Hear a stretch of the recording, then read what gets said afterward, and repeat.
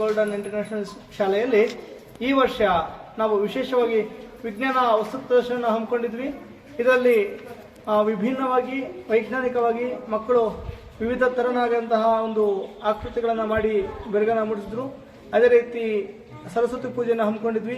ಈ ಸರಸ್ವತಿ ಪೂಜೆಯ ವಿಶೇಷತೆ ಏನಪ್ಪಾ ಅಂತಂದ್ರೆ, ಈ ವರ್ಷ ಮಾತೃದೇವೋಭವ ಪಿತೃದೇವೋಭವ ಅಂತ ನಾವೇನು ಹೇಳ್ತೀವಿ, ಆ ವಿಚಾರವಾಗಿ 10ನೇ ತರಗತಿಯ ವಿದ್ಯಾರ್ಥಿಗಳು ತಮ್ಮ ತಾಯಿ ತಂದೆಯರಿಗೆ ಪಾದ ಪೂಜೆಯನ್ನ ಮಾಡಿ ಅವರಿಂದ ಆಶೀರ್ವಾದ ತಗೊಂಡು ಈ ವರ್ಷ ನಾವು 10ನೇ ತರಗತಿಯ ಪರೀಕ್ಷೆಯನ್ನು ಎದುರಿಸ್ತಾ ಇದ್ದೀವಿ. ಅದರಲ್ಲಿ ಉತ್ತಮ ಅಂಕವನ್ನು ತಗೊಂಡು ಈ ಶಾಲೆಗೆ ಮತ್ತು ಈ ತಾಲೂಕಿಗೆ ಈ ಜಿಲ್ಲೆಗೆ ಒಳ್ಳೆಯ ಕೀರ್ತಿಯನ್ನು ತರ್ತೀವಿ ಅಂತ ಮತ್ತು ಒಳ್ಳೆಯ ಮನಸ್ಸಿನಿಂದ ಪೂಜೆಯನ್ನು ಮಾಡಿ ಆಶೀರ್ವಾದ ತಗೊಂಡಿದ್ದಾರೆ.